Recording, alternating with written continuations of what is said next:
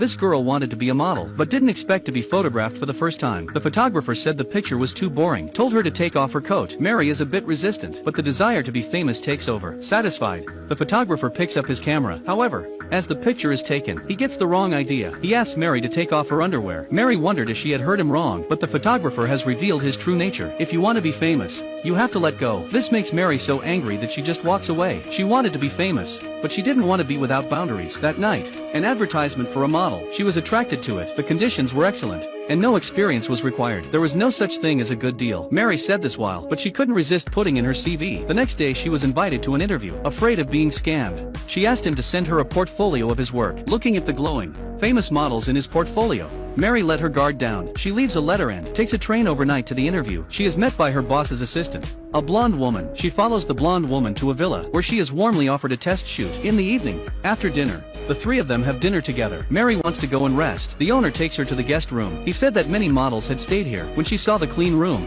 she was relieved. Mary was relieved of her worries, but what she didn't know was that, the moment she stepped into the guest room, she had already fallen into a trap. When she remembers that she has forgotten her luggage, she couldn't get out. The owner at the door ignored her. She finally realized that something was wrong and tried to call the police, but it was the owner who answered the phone. She finally realized that something was wrong and tried to call the police. The next morning, the boss comes back to Mary's room. This time, he reveals his true nature. He threatens Mary with the lives of her family to do something untoward. The props are in the next room. Mary pushes open the door and looks at the room full of different styles of clothes. She finally realizes what is in store for her. The girl is live on the air. She is wriggling around for the camera. The man tells her to take off her coat to show herself off. She is reluctant, but does so. Suddenly, she shouts at the camera.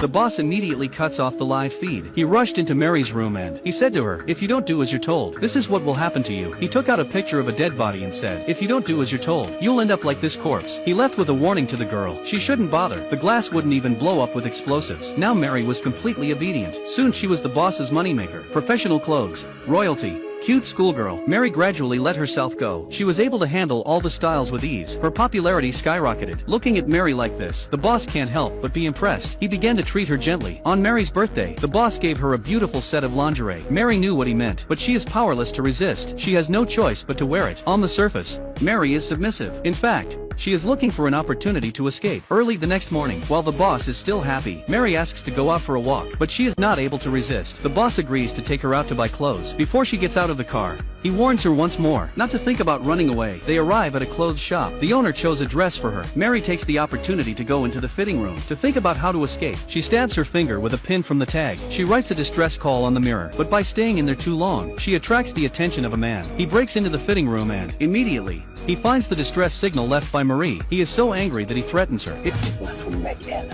Girl held captive by man. On this day, the man takes her shopping. She wrote down a distress call in the fitting room, which attracts the man's attention. He wipes the blood off the mirror and takes Mary away. Mary tried to struggle. As she walks away, she deliberately takes a bow tie. The shop assistant saw her and immediately chased her out, but is frightened away by the man. The escape ended in failure. Back home, the man is furious. For the only time he had trusted him, he had been deceived. He withdraws his gentleness. To punish her, he starts a live show for two. From then on, Mary suffers more abuse, but her desire to escape never ceased. This time she set off the alarm. When the boss arrives, Mary smashed him in the eye with her high heel. Then she called the police. But despite all this, she doesn't get away. This time the boss is so angry that he plans to bury Mary alive. Luckily, a man sneaks into the villa at night. He turns out to be Mary's boyfriend. After accidentally seeing a video of Mary on the internet, he suspects that Mary has been kidnapped. After checking her email address, he gets in touch with the owner, pretending to be a model. He follows the trail and finds the villa. He tries to rescue his girlfriend, but is knocked unconscious before he can even see her. Mary is helpless at the sight of her captured boyfriend. In her desperation, the first day she came here,